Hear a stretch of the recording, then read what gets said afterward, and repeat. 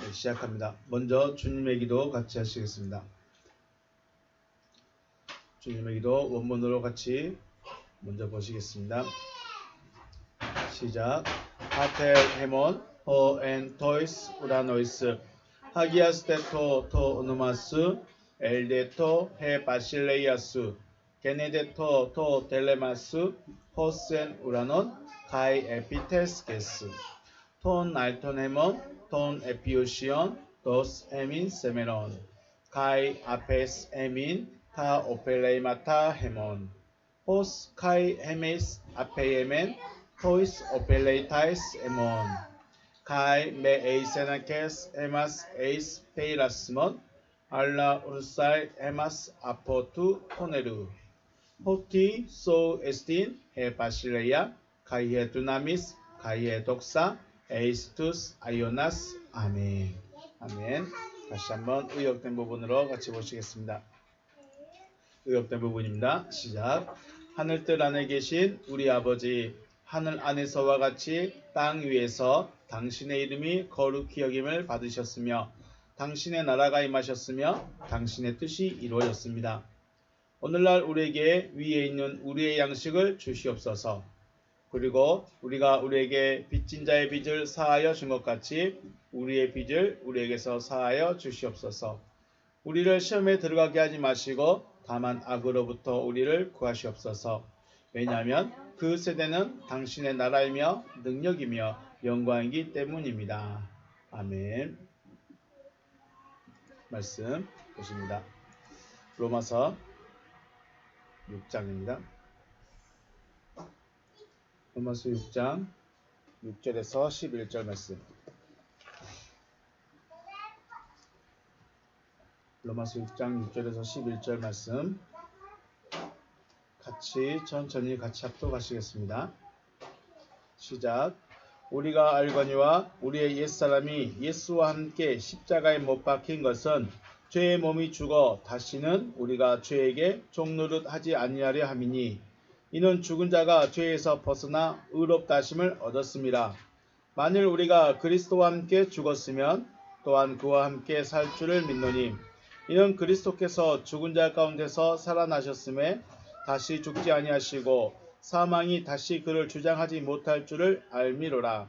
그가 죽으심은 죄에 대하여 단번에 죽으시며 그가 살아계심은 하나님께 대하여 살아계심이니 이와 같이 너희도 너희 자신을 죄에 대하여는 죽은 자요 그리스도 예수 안에서 하나님께 대하여는 살아있는 자로 여길지어다. 아멘. 아멘. 할렐루야. 주님의 이름을 축복하고 사랑합니다.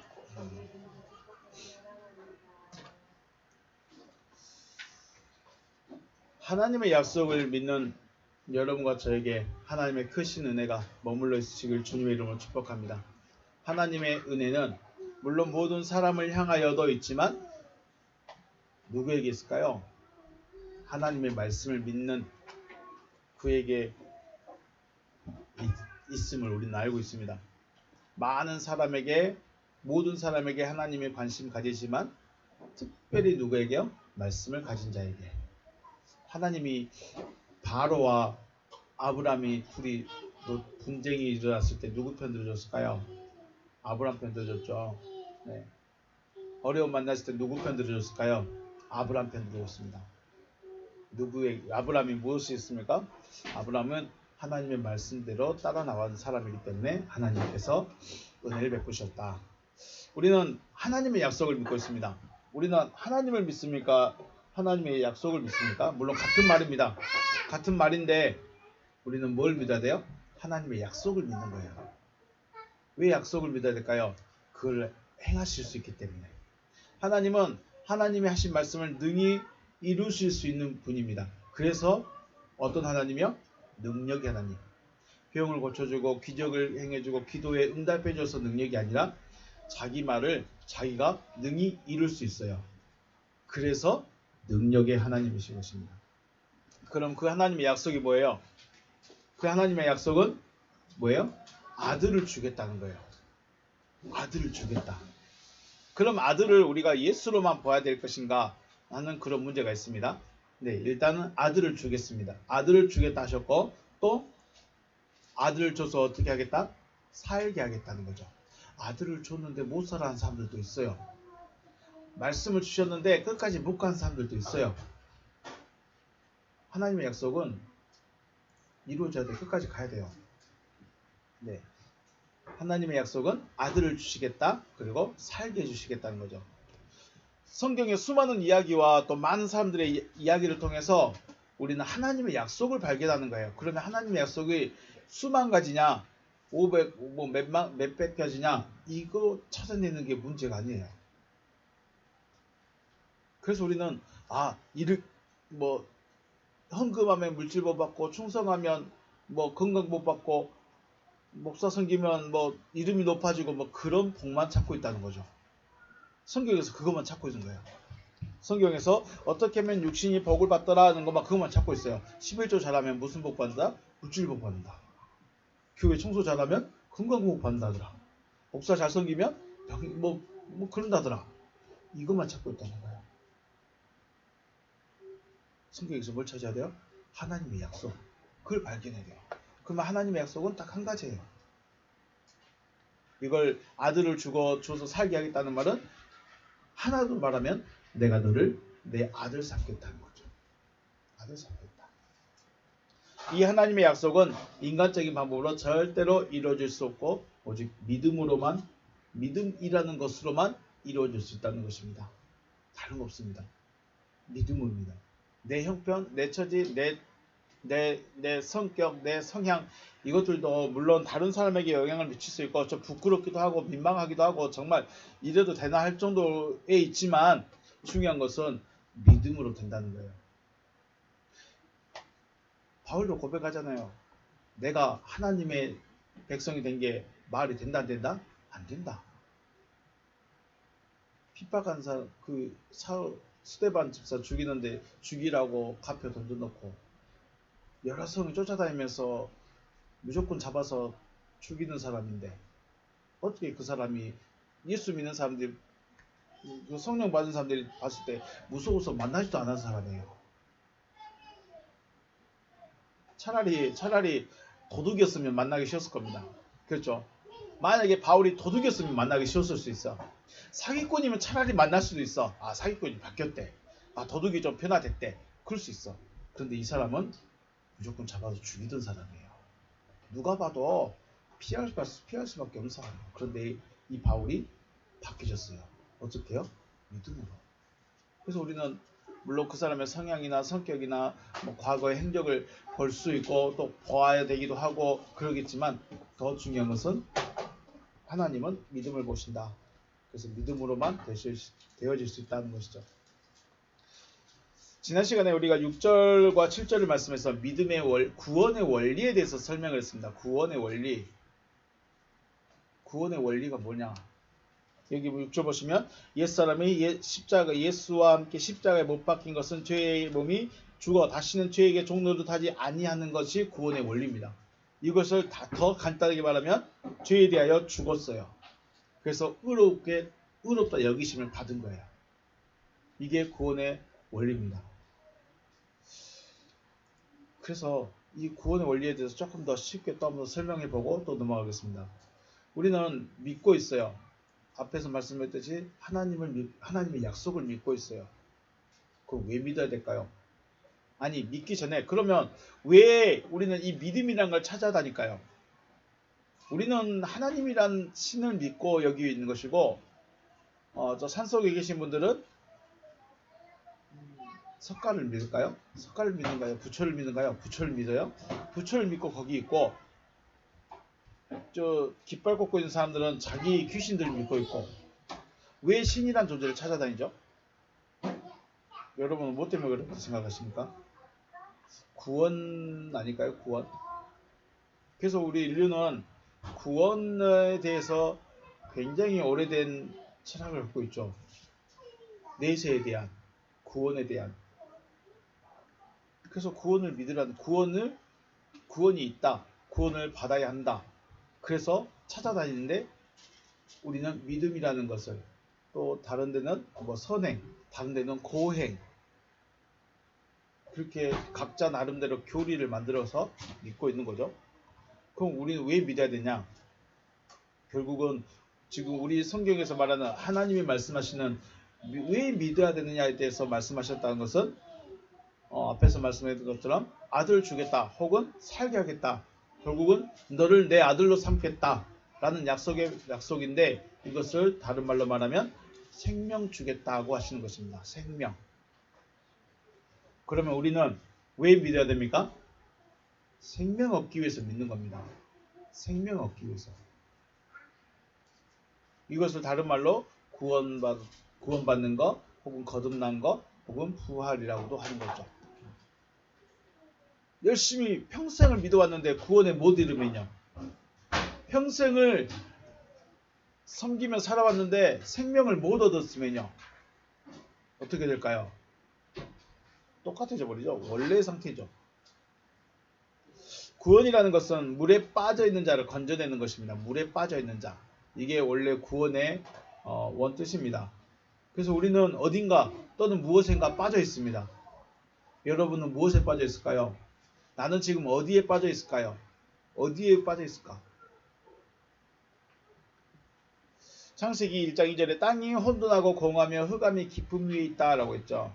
땅이란 존재는 이것을 에레미야에서는 하나님을 알지 못하는 상태. 혼돈하고 공허하다는 것은 말 그대로 정신이 혼미한 거예요. 정신이 없다는 거예요. 모르는 거죠. 그래서 땅이라는 존재는 하나님을 알지 못하고 있는 상태. 그래서 이때 사용하는 땅이라는 존재를 아레츠라고 합니다. 1장 2절에서는 아레츠라고 말하고 이 아레츠에서 조금 바뀐 자들이 있어요. 하나님이 불러낸 자들이 있어요. 하나님이 불러낸 자들이 아담아로 또 나눠집니다. 땅의 흙이라고 그러죠. 그래서 아레츠와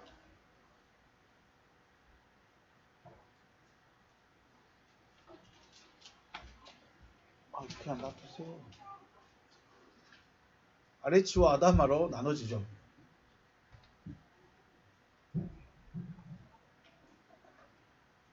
왜요? 땀이 거예요. 덥긴 합니다.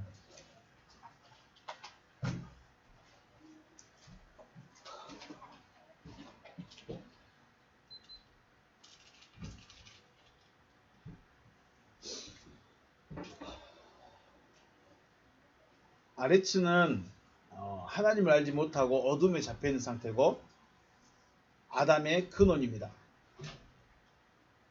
아담의 근원이 아레츠예요. 아담아는 아레츠의 일부분으로 하나님께서 구원하시고자 하는 대상이 되는 거죠. 그러므로 모든 사람은 아담아의 상태입니다. 아담아의 상태. 그리고 하나님께서 부르셨을 때 혹은 말씀을 하셨을 때 응답한 자들을 뭐라고 하냐면 아담이 됩니다. 뭐 복잡하게 아레츠가 아담아가 되고 아담아가 또 아담이 되고 이런 관계성입니다. 이걸 그냥 대충 성경이 그냥 이렇게 되는갑다가 아니라 왜 아담이 되어졌는가에 대해서 아담이 왜 아담이라고 해야 되는가에 대해서 우리가 좀 알아야 되죠. 우리가 그냥 사람 해버리면 너무 쉽잖아요. 그러면 여러분 왜 죄인입니까? 라고 물어보면 우리는 대답 못 하잖아요. 왜 우리가 하나님과 원수였습니까? 라고 말하면 대답 못 하잖아요. 왜냐면 여기 근본을 모르니까.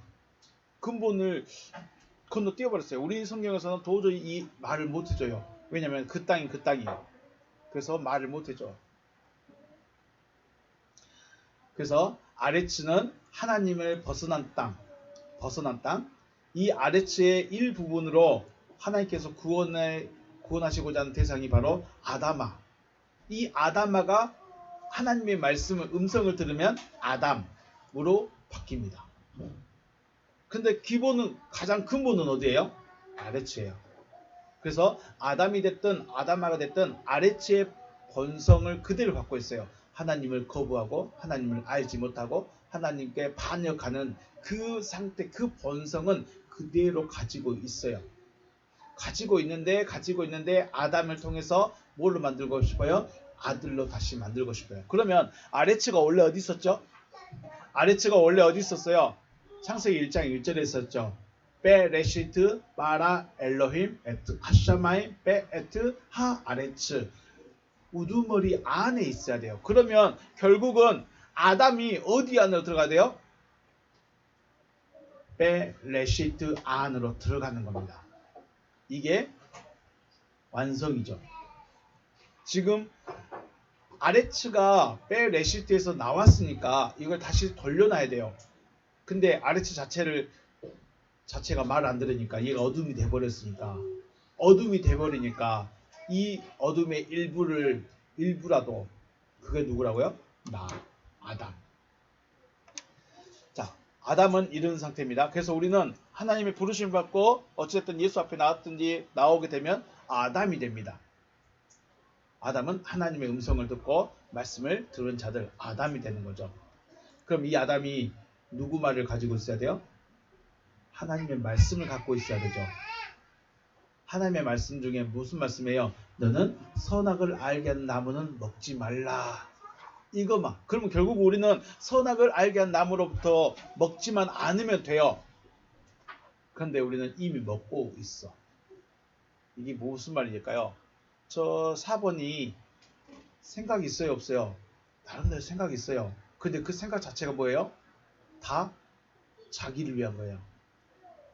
다 자기 욕심. 이제 20개월, 21개월 됐는데도 지 말 안 들어주면 짜증내고, 지 거 먹을 거 안 주면 짜증내요. 자기 배를 위한 생각을 이미 다 갖고 있어요. 왜 그럴까요? 이게 땅의 유전이죠. 땅의 본성을 그대로 갖고 있는 거예요. 이것을 바꿔야 되는데 이게 바꾸는 거죠. 자, 아담은 이런 상태입니다. 지금 현재 아담은 이런 상태예요. 그럼 저와 여러분 지금 나는 어디쯤 왔을까 찾아야 돼요. 하나님이 불러서 이제 말씀을 들은 아담이냐, 아니면 생명나무로 가기 위해서 한 걸음 한 걸음 가고 있는 아담이냐, 이걸 찾아내야죠. 나를 발견해야죠. 어디쯤에 있을까요? 또 성경에는 아담이 있고 또 누가 있어요? 들짐승이 있습니다. 아담이나 들짐승은 아담아로부터 만들어졌어요. 아담아로 만들어진 존재예요. 땅으로 만들어졌어요. 그런데 여기서 우리는 그냥 땅의 흙으로 만들어졌다라고 해버리니까 다 똑같은 것인데, 아담아로 만들어졌어요. 동일해요. 아담아로 만들어진 것은 동일하지만 아담에게는 뭐가 들어있어요? 살아있는 호흡이 있어요. 그리고 땅의 짐승들에게는 살아있는 호흡이 없어요. 이 살아있는 호흡이 뭘까요? 우리 의역을 하면 살게 하는 말씀이에요. 뭔가 살게 할 수 있는 건더기가 들어있어요. 아담에게는. 그래서 아담은 뭐를 먹을 수 있어요? 하나님의 그 씨가 있는 나무를 먹을 수 있어요. 짐승들은요, 씨가 있는 걸 보고 먹어요. 씨가 있는 걸 먹으면 안 돼요. 아담과 땅의 짐승의 차이입니다. 그래서 우리가 말씀을 듣는데 씨가 있는 말씀을 들을 수가 있는 자가 있고, 씨가 있는 말씀을 못 듣는 자가 있어요. 참 신기하죠? 자, 예수님이 설교합니다. 예수님이 말씀을 가르치십니다. 그런데 그 말씀을 아멘 하면서 그 말씀 받고, 여기 이분이 하나님의 아들이다 하면서 쫓아다니는 사람이 있어요. 그런데 어떤 사람은 오 하는데 하나도 못 알아들어. 뭘까요? 차이가 뭘까요? 똑같아요. 5,000명이 모여서 똑같이 떡을 딱 먹었는데 아무도 안 오네. 떡덩이를 똑같이 먹었는데 어떤 사람은 진짜 주님이 진짜 하나님 아들이신다고 착착같이 더 달라붙는 사람이 있고, 그 다음날 또 먹을 것이 없나 하고 쫓아다니는 사람이 있어요. 다르죠? 같은가요? 다른가요? 달라요. 씨가 있는 걸 먹을 수 있는 사람이 있는가 하면, 씨가 있는 걸 먹어도 소화도 못 시키고 자기 걸 못 만들어요. 그런 사람이 있다는 겁니다. 그래서 땅의 짐승들에게는 아무리 씨가 있는 양식을 줘도 소화불량만 걸려. 오히려 먹지 못할 것만 주고 있네 그러고 있어요. 듣지 못할 말씀만 하고 있네 그러고 있어요. 그래서 못 오는 겁니다. 참 글쎄요.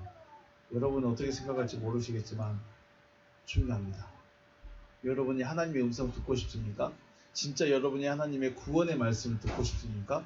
그런데 죄송한데 땅의 짐승의 상태에서는 절대로 못 듣습니다. 최소한 아담으로 올라가시길 주의 이름으로 축복합니다. 네. 살아있는 호흡, 니스모 타임을 신약의 관점에서 본다면 바로 하나님의 약속, 하나님의 말씀이라고 할 수 있죠.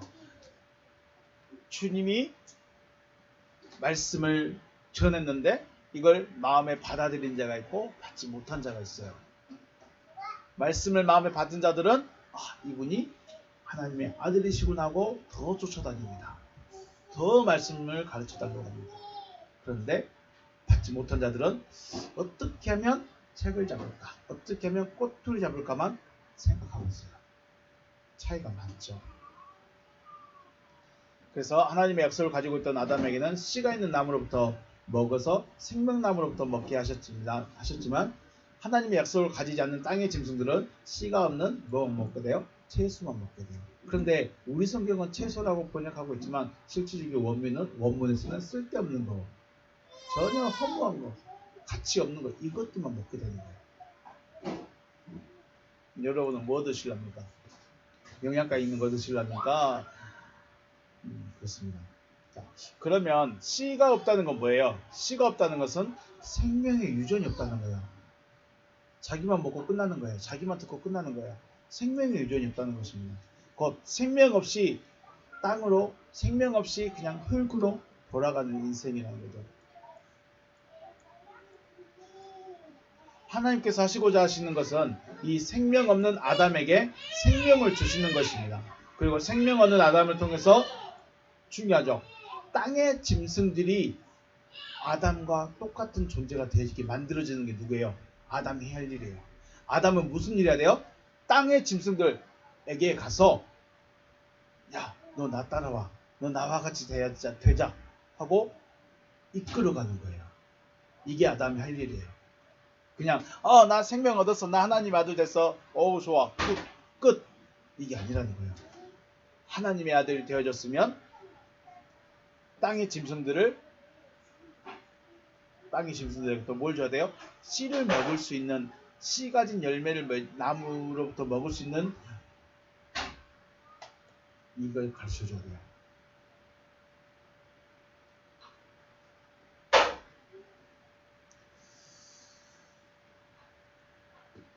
그렇다면 만들어진 아담이 어떻게 살아있는 호흡 혹은 하나님의 약속을 얻게 됐을까요?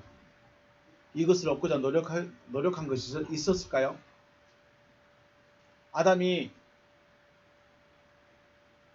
하나님 제가 하나님의 약속 받을게요. 제가 하나님 말씀 들을게요. 라고 손이라도 들었을까요? 없었죠. 하나님께서 일방적으로 넣어주신 것입니다. 우리가 예수 앞에 나오고자 할 때 스스로 나온 것 같지만 실질적으로는 하나님께서 나오고자 하는 마음을 넣어주신 거예요. 이게 없으면 못 나옵니다. 이게 없으면 아담으로 올라갈 수가 없어요. 하나님께서 그러면 근본적으로 봤을 때 아담이나 이 땅의 짐승들은 똑같은 짐승들이에요. 그런데 그 중에 하나를 택해서 하나님의 말씀을 넣어주셨어요. 그래서 그가 아담이 되어버린 거죠. 아브라함에게 네 자손이 하늘의 별 같으리라 하셨을 때 아브라함이 말씀을 믿었다라고 하셔서 우리 성경은 표현하고 있지만 갈대아 우르에서 부르셨고 가나안 땅에까지 이끄셨을 때 따라온 아브라함의 믿음이라는 것을 아브라함에게 믿음이라는 걸 넣어주셔서 믿어지게 해주신 거죠. 이게 실상입니다. 아브라함의 믿음이 대단해서 아브라함이 특별해서 믿은 것이 아니라 믿어지게 해주신 거예요. 믿어지게. 그런데 그러면 아브라함이 갈대아 우르에 있을 때 아브라함에게만 말씀을 주셨을까 하는 문제도 있습니다. 아브라함만 여호와 하나님이란 분을 알았을까라는 문제도 있습니다. 그런데 하나님은 한 사람에게만 특별하게 하지 않으신다는 거죠. 모든 사람에게 기회를 주시고 모든 사람들에게 말씀하신다. 그런데 아브라함은 그걸 받았어요. 자, 우리 전도하러 다니면 그러죠. 전도하면 예수 믿으세요 라고 하지만 어떤 사람은 그냥 그 소리가 한쪽 귀로 들어왔다가 사방으로 나가버려. 그런데 어떤 사람은 그게 가슴에 박혀. 그런 사람도 있어요. 또 마찬가지예요. 어떤 강의를 듣는데 1시간 내내 아무것도 안 들리다가 마지막 결론에서 자기를 사랑해야 됩니다. 그 말 한마디 듣고 감동한 사람들도 있어요. 그죠? 그런 겁니다. 믿어지게 해주신 거죠. 많은 사람들에게 복음이 전했지만 아브라함만 그것을 붙잡아 버렸어요. 붙잡고 믿어지게 했다. 믿어지게 해주셔서 믿으니 의롭다 여기셨습니다. 그래서 하나님 모든 것이 하나님의 은혜며 하나님의 은혜로 시작하는 것입니다. 의롭다 여기심을 받았다고 해서 의인이 되어지는 것이 아니죠. 의롭다 여기심을 받은 후에도 자신의 방법대로 살아갔던 아브라함입니다. 네가 믿고 있구나, 네가 믿어졌다, 네가 이제 믿는다라고 해주셨는데도 바로 누굴 낳았어요? 하가를 통해서 이스마엘을 낳아버렸죠. 자기의 방법으로 하나님의 말씀을, 하나님의 계획을 자기가 이루려고 하는 그런 인간적인 방법을 택했습니다. 의롭다 여기심을 받았다고 해서 인간적인 생각, 육신의 생각을 온전히 버려진 건 아니라는 거예요. 그러면 이 의롭다 하심을 받고 나서 그 다음 할 일이 뭐예요? 인간적인 생각을 다 버려나가는 과정이 필요하다는 겁니다. 그래서 이 과정으로 가는 길에서 아브라함은 하나님의 말씀을 몇 번 더 듣죠. 그러면서 느낍니다. 하나님이 하실 일을 누가 하신다? 하나님이 하신다. 하나님이 말씀하신 것은 당신이 이루신다. 나는 그 자리에 있기만 하면 돼요. 나는 그 자리에 있기만 하면 돼요.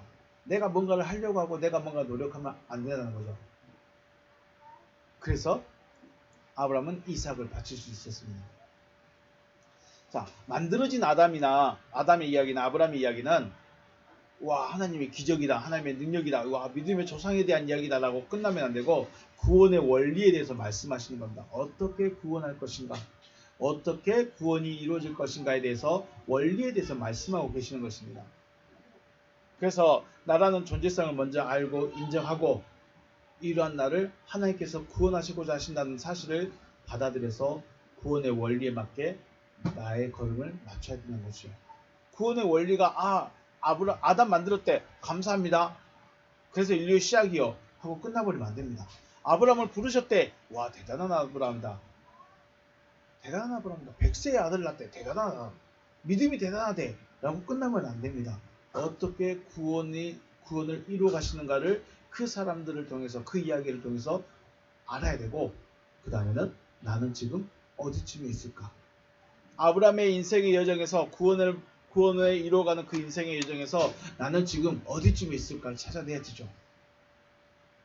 아직도 갈대아 우르에 있으면 열심히 가고는 있는데 하란에 머물러 있다면, 가나안까지 들어오긴 왔는데 여전히 내 생각대로 살아가고 있다면, 그죠.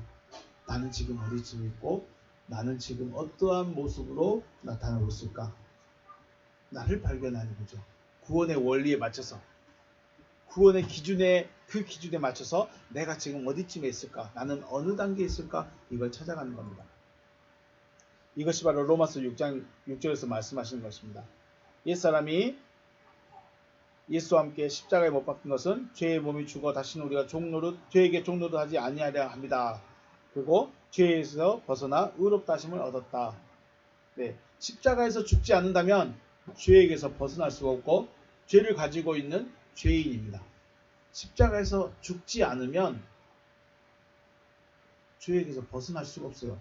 나는 죽어야만 죄에게서 벗어날 수 있어요. 그러면 죄가 뭐예요? 죄라는 것은 하나님으로부터 벗어나게 만드는 것, 하나님으로부터 벗어날 수 있는 것, 이게 죄죠.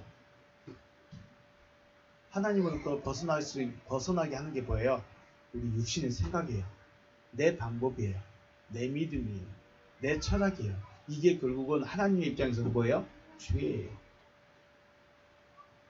단순히 내가 누구를 미워하는 이런 게 아니라 하나님으로부터 벗어나는 생각 자체, 육신적인 생각 자체, 더욱이 내 믿음 자체, 내가 믿고 있다는 이 믿음 자체, 내 철학 이것까지 다 하나님 입장에서는 죄예요. 그러면 내 믿음에서 내가 벗어나려면 어떻게 해야 돼요? 내가 죽어야 돼요. 내가 죽어야 돼. 안 죽으면 여전히 죄에 있는 거예요. 그래서 예수와 함께 죽는다는 것은 예수께서 나를 대신해서 죽는 것이 아니라 나도 죽어야 됩니다. 예수가 죽었으니까 나는 예수가 나 대신해서 죽었으니까 나는 그냥 여기 앉아만 있어도 돼 라고 하시면 끝까지 못 죽습니다. 끝까지 안 죽습니다. 그래서 의롭다 하심도 못 받습니다. 의롭다 하심 못 받았다는 것은 믿지도 않고 있다는 거예요. 나는 믿고 있다고 여겼는데 하나님 입장에서는 너는 믿지도 않고 있다는 거예요. 이스라엘 백성들이 광야에 나왔습니다. 말씀 듣고 모세와 함께 홍해바다 건너고 17가지 하나님의 모습을 보고 시내산 앞에서 언약을 세웠고 말씀까지 들었습니다.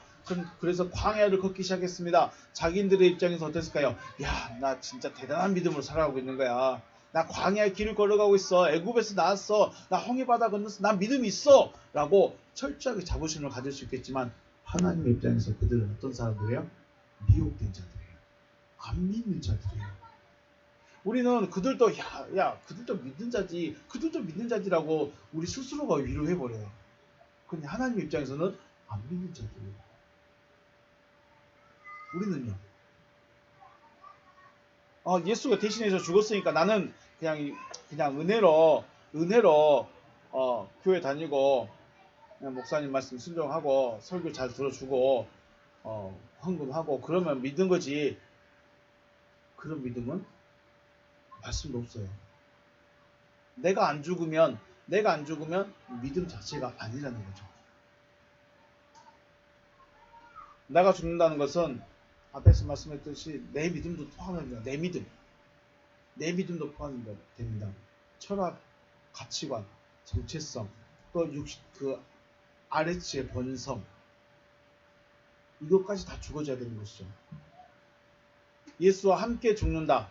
곧 나도 죽었다가 되어졌을 때 성경적인 예수 믿는 자가 되는 것이죠. 예수 이름을 부른다고 또 찬양한다고 예수를 믿는 것이 아니라 예수와 함께 죽을 때 예수와 함께 죽는 겁니다. 예수만 죽고 예수가 대신해서 죽는 것이 아니라 예수와 함께 죽었을 때 예수를 믿는다라고 합니다. 저는 죽었을까? 나는 죽었을까? 참 어렵습니다. 나도 죽어야 되는데 아직 죽지 않았기 때문에 나의 믿음으로 또 내가 배웠던 것으로 내가 알고 있는 것으로 성경을 보고 또 설교를 들으려고 하고 있다는 거죠. 이게 그 아브라함이 의롭다 하심을 받았는데 누구 생각으로 해요? 자기 생각, 자기 방법으로 하가를 취하여 이스마엘을 낳는 결과가 됩니다. 결국 지금 이 상태에서 우리가 누군가를 낳고 또 누군가를 전도하고 내 믿음을 나타내는 것은 믿지 않는 자의 조상을 만들어내는 결과입니다. 이해가 되신가요? 아브라함의 아들이 둘이 있습니다. 물론 나중에 4명인가 더 낳았지만은 중요한 것은 이스마엘과 이삭이라는 이 두 뿌리를 봤을 때 이스마엘은 믿지 않는 자의 조상이에요. 이삭은 믿는 자의 조상이에요. 그러면 내가 완전히 죽지 않고 내가 누군가를 전도했다, 내가 누군가를 가르쳤다, 또 내 자신을 본다. 이건 뭐예요? 믿지 않는 자를 만들어내는 거예요. 그래서 중요한 거예요. 내가 죽어지고 내 믿음이 온전히 됐을 때까지 기다리면 참 오래 걸릴 수밖에 없어요. 그런데 성경의 원리상 그렇게 되는 겁니다. 그래서 내가 죽고 나서 일을 하는 겁니다. 그 전에는요, 일을 하지 말라고 하면 안 되니까요. 일은 해야 됩니다. 자, 내 생각이 죽어졌을 때 나를 죽게 하신 그 음성에 귀를 더 기울이게 되는 거죠. 마태복음 12장에서 집을 나온 귀신 이야기했습니다. 귀신이 사람에게서 나가면 그 사람은 어떻게 돼요? 깨끗해진답니다. 귀신이 사람에게서 나가면 어떻게 된다고요? 깨끗해진답니다. 그러면 귀신이 언제 나갈 수 있을까요? 어떻게 나갈 수 있을까요? 귀신의 입장에서 여기는 내 집인데 나가려고 할까요? 내가 내가 집이에요. 근데 집이 자기 주인에게 야, 너 나가. 그럼 나가실까요? 안 나가줘요. 나갈 수가 없어요. 집이 주인에게 주인 나가시오. 나 주인 바꿀랍니다. 라고 말을 못해요. 주인이 나갈 수도 있고 주인이 바뀔 수 있는 거지. 집이 주인 나가세요. 나 주인 바꿀랍니다. 할 수가 없다는 겁니다. 그죠? 그러면 쉽게 말해서 귀신이 나갔다는 것은 뭔 말이에요? 다른 주인이 왔다는 거예요. 다른 주인이 오니까 바뀌어버린 거예요. 주인이. 그러면 귀신이 나갔다는 것은 뭐예요? 어둠이 나갔다. 더러움이 나갔다. 그래서 깨끗해졌다는 겁니다. 우리 바울 이야기 했었죠. 바울은 최고의 믿음의 사람이지만 하나님의 입장에서는 최고의 어둠이에요. 참 아이러니하죠. 최고의 믿음의 사람인데 하나님의 입장에서는 최고의 어둠이에요. 그런데 그 어둠에 뭐가 비쳤어요? 빛이 비치죠. 빛이 비치니까 어둠이 나가라고 해도 나가라고 말 안 해도 자연스럽게 올라가는 겁니다. 그럼 귀신이 나갔다는 건 뭐예요? 그 집에 뭐가 들어왔다는 거예요? 빛이 비쳤다는 거죠. 빛이 비쳤어요. 말씀이 들어왔다는 거예요. 귀신이 나갔다는 것은 곧 빛, 곧 말씀이 들어왔다는 것이죠. 빛이나 말씀이 들어와서 귀신이 나가고 밝아지고 깨끗하게 되어졌다면 다시는 어둠이 들어오지 못하도록 막아야 되지 않겠습니까? 다시는 더러워지지 않도록 또 깨끗하게 해야 되지 않겠습니까? 저희 아이들 방, 놀이방 오늘 열심히 치나도 저녁 때 되면 똑같아져요. 그러면 얼굴 앞으로 가게 되죠. 열심히 치웠는데 똑같아져서 어둠이 나갔으면 그 어둠이 다시 못 오도록 내가 빛을 더 밝게 비추든가 내가 깨끗해졌으면 이걸 더러운 게 못 들어오도록 막아야 되는데 어떻게 했어요? 이 사람은 그렇게 하지 않았어요. 귀신이 나가서 깨끗해졌는데 주인이 없어. 빛이 어둠이 물러가고 빛으로 밝게 빛났는데 이 빛이 깜깜해져 버렸다는 거예요. 다시 어둠이 되어버렸다는 거예요.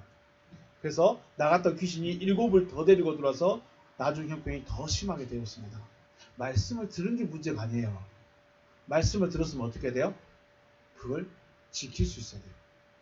아니 지켜야만 돼요. 밝아졌으면 깨끗해졌으면 이걸 지켜야 돼요. 지키지 않으면요 더 악해진다는 거죠. 오히려 그래서 말씀 가지고 있는 분들이 더 악해진 이유가 여기 있습니다. 더 교만해지고 거만해지고 오만해지고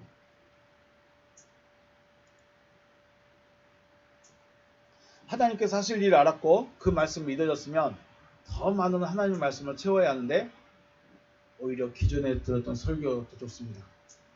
내 마음을 위로해주고는 그 말씀이 좋습니다. 내 귀에 들려지는 달콤한 말이 좋습니다. 으쌰으쌰 하는 그 말이 더 좋습니다. 그러죠? 여러분 안 그렇습니까? 설교 듣는데 여러분 잘해봅시다. 으쌰으쌰 합시다. 그럼 하나님이 역사하실 것입니다. 좋아요. 좋아요. 괜히 나는 별론데 옆 사람이 으쌰으쌰 하고 있으면 나도 해야 될 것 같아요. 이건 하나님의 말씀에 으쌰으쌰가 아니라 사람의 말에 으쌰으쌰 해버리는 거죠. 이런 입장에서 봤을 때 여러분 하나님의 말씀은 앞에서 말씀한 일방적이에요. 하나님은 구원이라는 것에 대해서 말씀이라는 것에 대해서 타협하지 않으셨다는 거예요. 십계명 주실 때 하나님께서 모세야 우리 한번 나하고 이야기해보자. 너 1번은 어떻게 할까? 너는 나 왜 다른 신을 믿게 할지 말지라. 너 마음에 안 드냐? 마음에 안 들면 내가 한 10분은 내려줄게. 그렇게 했을까요? 여러분이 한번 상상해 보십시오. 하나님께서 모세에게 10계명을 돌판에 기록해 줄 때 모세가 하나님 그거 다음번은 내려주시면 안 됩니까? 하나님 이 계명 좀 빼주시죠? 이런 말을 했을까요? 안 했을까요? 하나님의 말씀은 하나님의 10계명을 돌판에 적을 때는 하나님이 그냥 일방적으로 적으시고 야 너희는 이렇게 해야 돼 하고 일방적으로 주신 걸 한 거예요. 하나님의 말씀을 내 마음에 듣기 원해서 내 마음에 편한 말씀 내 마음에 위로되는 말씀만 찾으려 한다는 것은 뭐예요? 자기 하나님 만드는 거죠. 하나님을 하나님으로 모시는 것이 아니라 하나님을 하나님으로 섬기는 것이 아니라 자기 하나님을 만들어가는 거예요. 그걸 어떻게 믿음이라고 말할 수 있죠? 그래서 그렇습니다. 물론 말씀을 전하는 설교자는 잘못할 수 있어요. 설교자는 그렇게 할 수 있어요. 그러죠. 그런데 말씀을 듣는 자의 입장에서 누구 말을 들어야 돼요? 하나님의 말씀을 듣고자 한다면 하나님의 말씀하세요라고 해야 돼요. 말라기에서도 말합니다. 성도들이 유일하게 제사장에게 구할 수 있는 것은 뭐예요? 하나님의 말씀 해주세요입니다. 기억하십시오. 성도들이 제사장에게 유일하게 구할 수 있는 한 가지가 있습니다. 그게 뭐라고요? 하나님의 말씀 해주세요입니다. 그 외에는 구할 게 없어요. 그 외에도 못 해주지만 구할 수도 없고 구할 것도 없습니다. 그래서 우리는 하나님의 말씀으로 채워가야 돼요.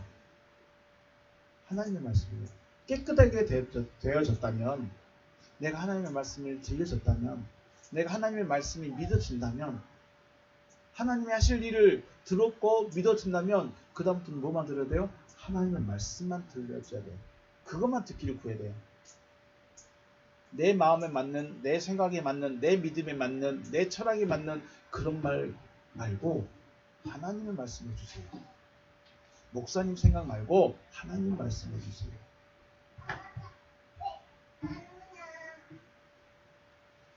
하나님의 말씀으로 채워가시길 주의 이름으로 축복합니다. 네.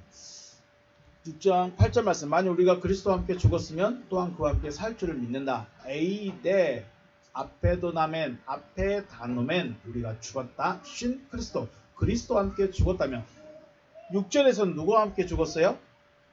6절에서는 예수와 함께 죽었죠. 8절에서는 누구와 함께 죽어요? 그리스도와 함께 죽습니다. 피스티오멘 우리가 믿고 있다.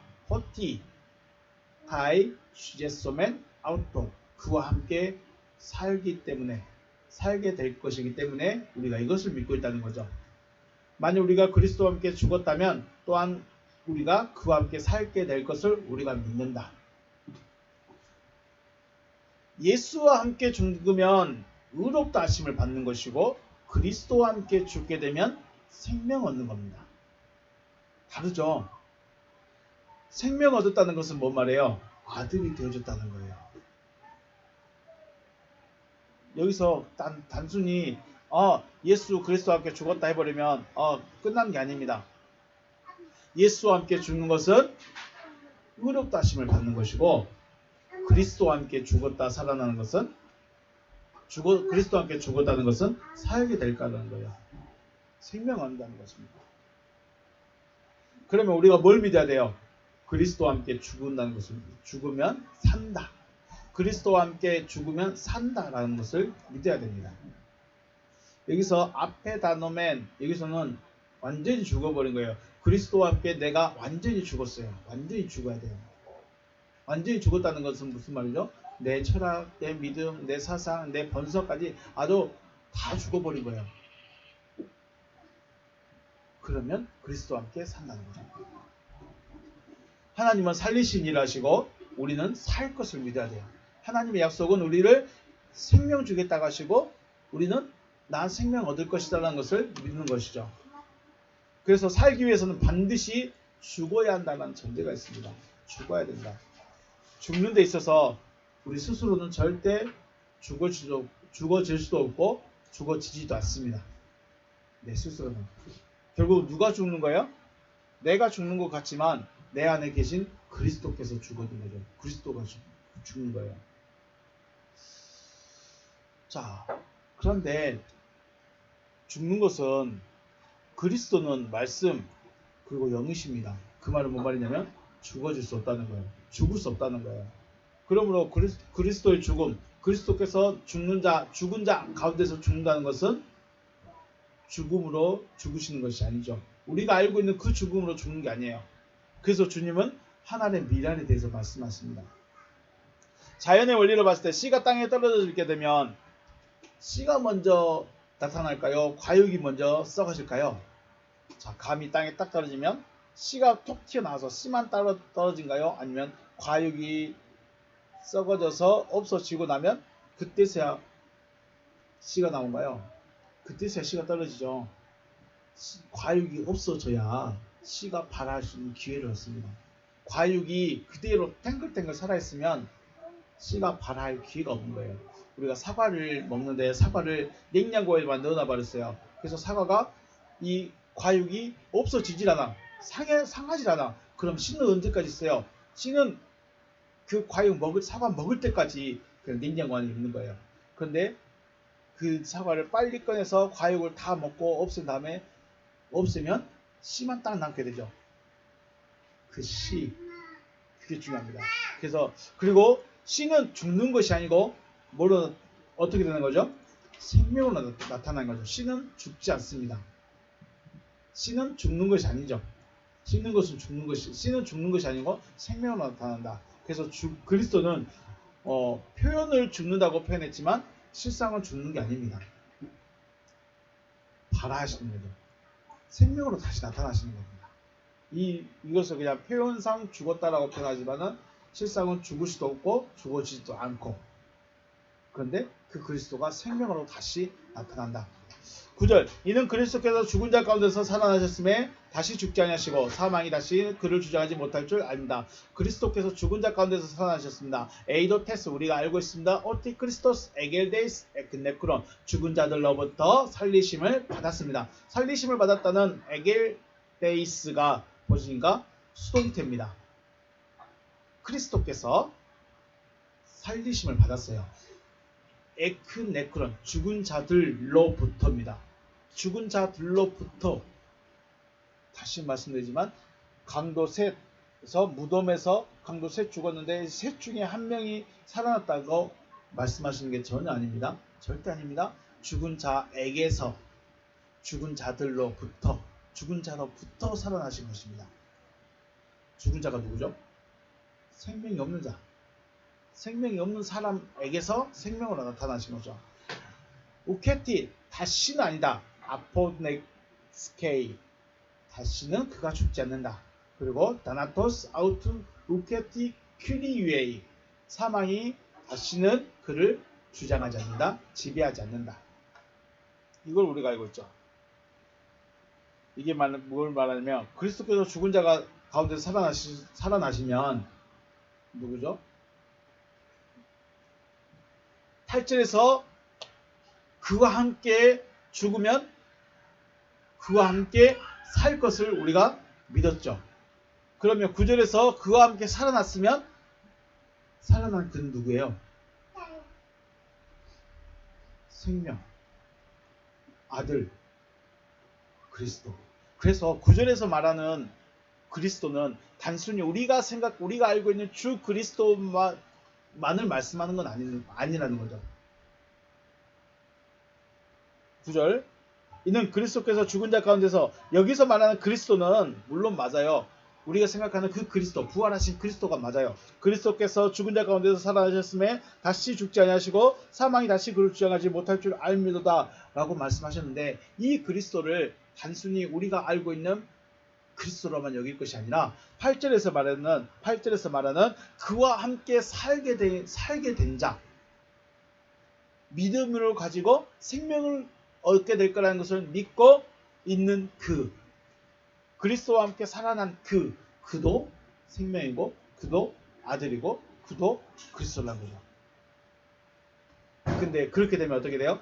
사망이 다시는 죽지 않고 사망이 다시는 그를 지배할 수 없다라는 것입니다.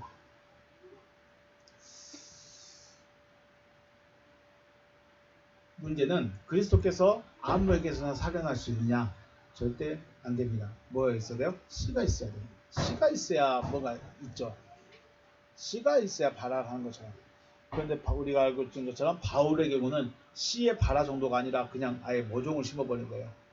아주 그냥 너는 과정 밟아서 이렇게 되라가 아니라 그냥 너는 바로 돼버려라 하고 모종이 되게 만들어버렸죠. 그러니까 우리하고는 바울하고는 아주 레벨이 다릅니다. 자, 그리스도께서 죽은 자 안에서 살아나신 이유는 사망 혹은 죽음 혹은 죄가 다시는 그를 지배하지 못하게 하려고 그리스도께서 다시 사신 거예요. 그리스도께서 내 안에 다시 살지 않으면, 그리스도께서 내 안에서 나시지 않으면 나는 언제든지 죄로 돌아갈 수 있어요. 언제든지 어둠으로 돌아갈 수 있고 사망으로 들어갈 수 있어요. 앞에서 기억하셨죠? 깨끗하게 됐다는 건 뭐예요? 죄를 사했다. 로마서 입장에서는 의롭다 여기심을 받았다는 거예요. 그런데 그 상태로 끝나면 안 되는 거예요. 거기서 어디로 가야 돼요? 그리스도께서 그 안에서 부활하셔야 돼요. 그런데 그리스도 부활이 없었어. 그 사람은 로마서 입장에서 봤을 때 귀신은 나갔는데 깨끗함을 받았는데 그리스도의 부활은 없었어요. 그래서 나중 형편이 귀신 일곱을 더 데리고 들어와 버린 거예요. 우리가 깨끗함을 받았고 의롭다 하심을 받았고 말씀을 받았으면 그 다음으로 해야 될 게 뭐냐면 그리스도께서 부활하실 수 있도록 내가 계속 말씀을 받아야 돼요. 이미 육신의 생각이 죽었기 때문에 다시는 육신대로 살지 않게 하려고 그리스도께서 살아나신 것이죠. 이걸 거꾸로 생각하면 앞에서 말씀드린 것처럼 내가 그리스도께서 살지 않으면 언제든지 육신으로 돌아갈 수 있다. 예수를 십자가에 못 박힌 것처럼 죽어서 나도 함께 죽어서 내가 깨끗하고 의롭다 하심을 받았는데 거기에 안주앱을 만든다는 거예요. 언제든지 나는 벌어버릴 수 있고 언제든지 나는 어둠이 될 수 있다. 그러면 어떻게 돼요? 또 죽어야 되잖아요. 또 죽어야 되는데 다시 죽게 될 때는 예수가 죽어줄까요? 안 죽어줄까요? 예수와 함께 죽어야 되는데 예수가 죽어줄까요? 안 죽어줄까요? 그때는 안 죽어줄까요? 예수는 몇 번만 죽어요? 한 번. 우리도 몇 번 죽어요? 한 번. 이게 무슨 거예요? 죽는데 한 3번, 4번 죽어버리면 참 좋겠지만 예수는 몇 번 죽었다고요? 나는 몇 번 죽어요? 예수가 나와 함께 죽을 수 있는 기회는 몇 번이에요? 한 번. 내가 다시 어둠이 되었다가 더러워졌다가 다시 죄에 갔다가는 다시 깨끗함을 받을 수 있을까요? 없을까요? 이게 문제예요. 이게 더 무섭네요. 그죠? 지금 내가 죄인이라는 것도 무서운데 내가 깨끗함을 받았다가 다시 더러워지면 다시는 깨끗함을 받을 수 있는 기회가 없을 수도 있다는 거예요. 이게 무슨 거죠? 그래서 빨리 그리스도께서 내 안에서 부활하셔서 다시는 사망이 나를 주장하지 못하게 만들어야 돼요. 이게 구원의 원리죠. 10절 그가 죽으심에 대하여 그가 죽으심은 죄에 대하여 단번에 죽으시며 그가 살아계심은 하나님께 대하여 살아계십니다 라고 하시는데 여기서 단번이라고 말하는 것이 에프아팍스 단번 한 번이라고 하는데 한 번만 죽습니다. 예수는 몇 번 죽는다고요? 한 번만 죽습니다. 내 인생에서 내 믿음의 여정에서 예수는 몇 번 죽어요? 2번 죽을 수가 없어요. 결국은 예수와 함께 죽는 기회는 우리에게 한 번 있어요. 그것이 언제 될지는 모르겠어요. 말씀을 가지고 있고 내가 이것만 전부 지금 말씀드렸죠. 우리는 의롭게 되어진 것이 아니라 우리는 아브라함의 여정 중에 갈대아 우르에서 이제 나와가지고 하란에 머물러 있을 수 있어요. 하란에 머물러 있다는 것은 아직 의롭다 하심을 못 받은 거예요. 쉽게 말해서 말씀이 아직 안 들린 거예요. 말씀을 듣고 믿어져야 돼요. 말씀을 듣고 내 마음에 그게 뚝 들어야 믿어져야 돼요. 이때 의롭다 하심을 받는 거예요. 이 의롭다 하심을 받는 기회가 한 번은 있다는 거예요. 아브라함이 의롭다 하심을 이스마엘 낳고 나서 의롭다 하심을 받았을까요? 안 받았을까요? 안 받았죠. 내가 다시 깨끗하게 해줄게. 안 했습니다. 내가 다시 말씀 줄게. 그리고 믿어라. 안 했습니다. 의롭다 하심은 한 번 받습니다. 그런데 이게 의롭다 하심을 받은 이후에 다시 하나님이 아닌 상태로 돌아가 버리면 안 되는 거죠. 그러니까 결국 이게 무슨 말이냐면 의롭다 하심을 받았어도 죄는 지을 수 있어요. 근데 그 죄는 하말테아 죄가 아니라 무슨 죄요? 파라포토마 죄죠. 죄가 다릅니다. 우리가 기회가 한 번밖에 없으니까 차라리 나중에 믿어야지, 나중에 의롭다 하심을 받아야지 라고 여길 수 있는데 죄가 다르니까 조금 긴장을 놓으셔도 됩니다. 아들이 아버지 안에서 거짓말한 것과 아버지 밖에서 거짓말한 것 차이입니다.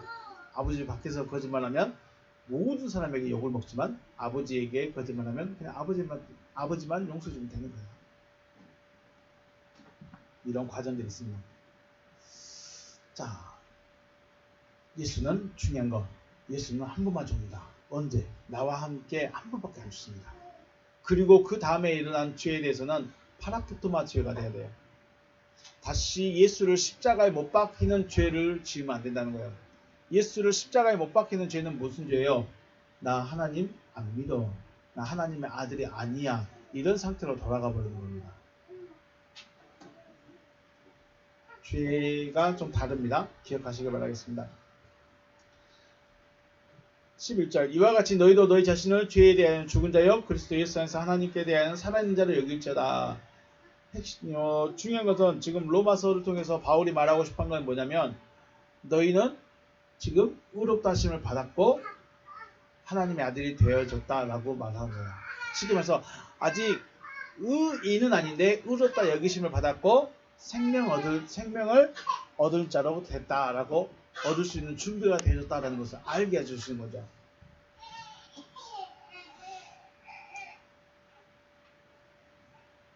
그 9페이지 보시면 바울은 너희 자신이 죄에 대해 죽은 자가 되어야 한다라고 말씀한 거죠. 예수께서 나를 대신해 죽었는데 나는 여전히 죄 아래에 있고 죄와 함께 살고 있다면 예수의 죽음은 헛된 죽음이야. 예수의 죽음이 헛된 것만이 아니라 중요한 것은 내가 아직 안 죽었기 때문에 나는 아직 믿음도 아닌 거예요. 의롭다 여기심 받은 것도 아니에요. 결국은 나가 죽었어야 된다는 거. 그리고 내가 죽었으면 나도 그리스도와 함께 살 수 있는 생명 얻을 수 있는 믿음 가진 자가 소망을 가진 자가 되는 것이죠. 그래서 죽은 자라 여기라는 것은 죽은 자이다라는 거죠. 죽었기 때문에 죄와 상관없고 하나님 안에서 살아있는 자로 살아가는 것이죠. 이건 뭔 말이냐면 우리가 생각 자체가 변화된 자로서 살아가는 거죠. 아, 난 여전히 죄인인가 봐요. 난 여전히 죄인이야. 나는 여전히 똑같아. 라고 여길 것이 아니라 살아있는 자예요. 생명 가진 자처럼 살아가야 되는 거죠. 죽었으면. 죽지도 않았는데 생명 가진 자처럼 살아가면 살아갈 수 있을까요? 살아갈 수도 없거니와 아무도 인정을 안 해주는 거죠. 자, 우리는 왜 구원이 필요한가요? 여러분 구원이 필요하십니까? 구원이 필요할까요? 구원이 왜 필요할까요? 나는 뭐가 없어요? 생명이 없기 때문에 구원이 필요한 거예요. 코로 호흡하고 있는데 이 호흡 말고 하나님께서 보시는 생명이 없는 겁니다. 그래서 구원이 필요한 거예요. 난 구원이 뭔지도 모르겠고 내세 그건 죽어봐야 하는 거고 그거 죽으면 누구든지 가는 거고 난 그다지 구원에 관심 없어 라고 말씀하실 수도 있어요. 그런데 조금만 더 관심 가져보면 거의 모든 사람들은 구원을 받고 싶어 해요. 그게 무엇이 됐든 간에 불교에서도 뭐가 있어요? 지옥 있죠. 불교도 지옥 있어요. 천주교도 지옥 있어요. 인정하지 않을 뿐이지 받아들이지 않을 뿐이지. 결국은 구원이라는 것 때문에 구원이 필요한 존재가 우리 인간이다. 왜 구원이 필요하나? 생명이었기 때문에. 그럼 왜 믿어야 할까요? 바로 구원 얻기 위해서 또는 생명 얻기 위해서 믿어야 합니다. 이 구원을 얻기 위해서는 우리가 어떻게 될 것인가? 하나님께서 예정하신 구원의 길로 가는 겁니다. 내 길로 가면 안 돼요. 내 믿음으로 가면 안 돼요. 내가 믿고 싶은 대로 믿으면 안 돼요. 내가 원하는 것만 믿으면 안 돼요. 내가 듣고 싶은 것만 들으면 안 돼요. 어떻게 해요? 하나님께서 예정하신 구원의 길이 있습니다. 그 길로 가야 되는 거예요. 길은 다 연결되고 다 통한다고 말하지만 하나님의 구원의 길은 딱 정해놨습니다. 그러면 우리가 할 수 있는 것이 무엇일까요? 우리가 할 수 있는 일은 하나님께서 하실 일을 믿는 거예요.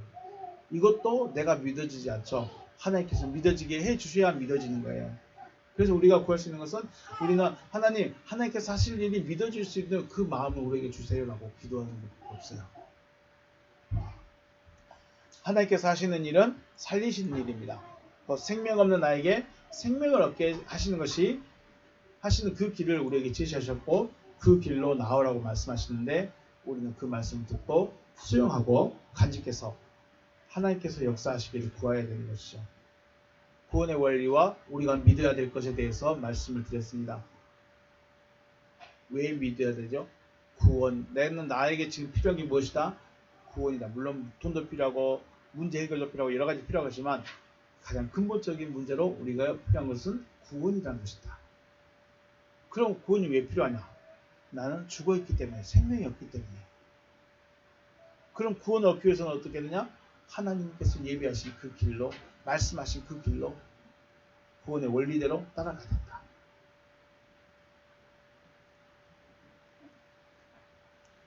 (6절부터) (11절) 말씀은 굉장히 중요합니다. 왜냐하면 우리가 왜 믿어야 되고 무엇을 믿어야 되고 어떻게 믿어야 될 것인가에 대해서 말씀하고 있기 때문에 저와 여러분의 마음에 믿음의 철학이 세워져서 믿음의 철학이 믿음의 길로 이끌어갈 수 있으시기를 주님의 이름으로 축복합니다.